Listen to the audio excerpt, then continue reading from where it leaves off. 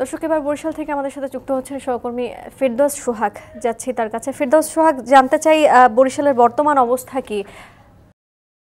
গরম গরম রুটি, সাথে সুজির হালুয়া, দুর্দান্ত জুটি। তবে জুটি জমাতে চাই তীর আটা ময়দার সুজি, কারণ তীর ছাড়া আমার চলেই না।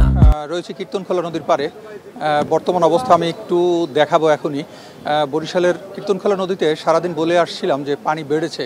কতটা পানি বেড়েছে সেটা কিন্তু আমরা কেউ তখন পর্যন্ত জানি না। তো এই সন্ধ্যায় পানি পরিমাপ করা হয়েছে। যারা পরিমাপ করে তারা হচ্ছে পানি উন্নয়ন বোর্ডের পক্ষ থেকে এই পরিমাপটা করা হয়।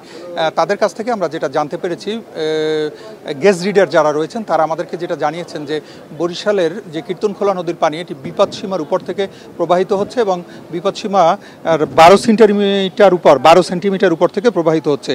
শুধু এই বরিশালই নয়, এই বরিশালের পানি উন্নয়ন বোর্ড বরিশাল বিভাগের অন্তত 11টি জায়গায় পরিমাপ করে থাকে নিয়মিত, এবং প্রত্যেকটি জায়গা থেকে কিন্তু বিপদসীমার উপরে পানি রয়েছে এবং সেটি আমরা জানতে পেরেছি। এবং একটা জিনিস জানিয়ে রাখি যে এই বিপদসীমার উপর থেকে যে পানি প্রবাহিত হচ্ছে এতে কিন্তু নিচু এলাকাগুলো ডুবে গেছে। এবং আমরা যেটা দেখাবার চেষ্টা করছি, আমরা রয়েছি বরিশালের কীর্তনখোলা নদীর যে চরকাওয়া খেয়াঘাট রয়েছে এই পয়েন্টটিতে চরকাওয়া খেয়াঘাটের যে ঘাটটি রয়েছে সেটি কিন্তু ডুবে গেছে এবং আশপাশ এলাকাও কিন্তু নিমজ্জিত হয়েছে এবং প্রায় রাস্তায় পানি উঠবে এমনই একটি পরিস্থিতি তৈরি হয়েছে আমরা যেটা দেখতে পেয়েছি। আমরা কথা বলেছিলাম এখানকার বিভাগীয় প্রশাসনের সঙ্গে। সেখান থেকে বিভাগীয় কমিশনার কার্যালয় থেকে আমাদেরকে জানানো হয়েছে যে বরিশাল বিভাগে মোট আশ্রয় কেন্দ্র খোলা হয়েছে 3816টি, এর মধ্যে 52টি রয়েছে মুজিব কেল্লা। আর মোট আশ্রয় গ্রহণ করেছেন এখন পর্যন্ত 2,19,321 জন। আর আশ্রিত গবাদি পশুর সংখ্যা হচ্ছে 22,551টি। একটু জানিয়ে রাখি, বরিশালের জেলা প্রশাসন, বিভাগীয় প্রশাসন প্রত্যেকের সঙ্গে আমাদের নিবিড় যোগাযোগ রয়েছে এবং আমরা তাৎক্ষণিক তাদের সঙ্গে যোগাযোগ করে তথ্যগুলো আপডেট করে থাকি। সেখান থেকে আমাদের কাছে যে তথ্যগুলো বলা হয় সেটি হচ্ছে যে সাধারণত একটা জিনিস তারা চেষ্টা করছেন, তারা কিন্তু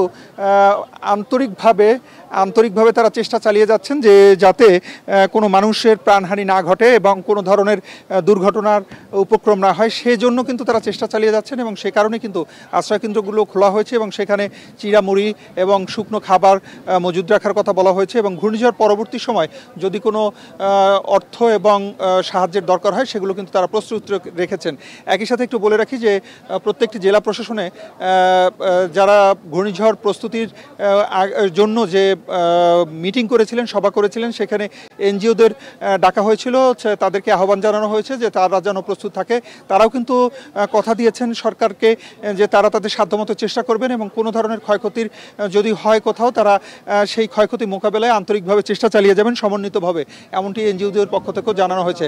আমরা দেখছি যে বরিশালে পুলিশ প্রশাসন, বিভাগীয় প্রশাসন, জেলা প্রশাসন, মেট্রোপলিটন পুলিশ সহ আইনশৃঙ্খলা রক্ষাকারী বাহিনী, কোস্টগার্ড, পুলিশ, নৌবাহিনী এবং ফায়ার সার্ভিস সহ যতগুলো সেক্টর রয়েছে, সিপিপি, সবাই কিন্তু আন্তরিকভাবে চেষ্টা চালাচ্ছে এবং মানুষের মধ্যে সচেতনতা বৃদ্ধির জন্য কিন্তু আন্তরিকভাবে চেষ্টা চালিয়ে যাচ্ছে। তারই অংশ হিসাবে কিন্তু মাইকিং করা হয়েছে। আমরা সন্ধ্যায় কিন্তু দেখেছি বরিশাল কীর্তনখোলা নদীর তীরের যারা নিচু এলাকায় রয়েছেন তাদেরকে রেড ক্রিসেন্টের পক্ষ থেকে মাইকিং করে সজাগ করা হয়েছে যাতে ঘরের মধ্যে পানি ঢোকার আগেই যদি এরকম একটি পরিস্থিতি তৈরি হয় সেজন্য যেন তারা প্রস্তুত থাকে এবং তারা যাতে সেই বিষয়টি সুন্দরভাবে ট্যাকেল দিতে পারে সেজন্য তাদের চেষ্টা করা হচ্ছে। আমরা রয়েছিলাম বরিশাল কীর্তনখোলার নদীর পাড়ে। আমরা এই বরিশালের অংশটি আমরা জানাবার চেষ্টা করছি।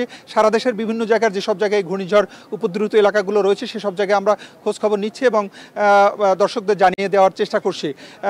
আমরা যে বরিশাল নদীবন্দর থেকে যে অংশটি দেখাচ্ছিলাম, আমরা এরপরে যাব পটুয়াখালীর কলাপাড়া এলাকায়। সেখান থেকে আমাদের সহকর্মী অপেক্ষা করছেন, জসিম রয়েছেন সেখানে। জসিম, আপনার কাছ থেকে আমরা কলাপাড়ার যে অংশটি রয়েছে সেখানে কি অবস্থা, আপনার কাছ থেকে আমরা একটু শুনতে চাই।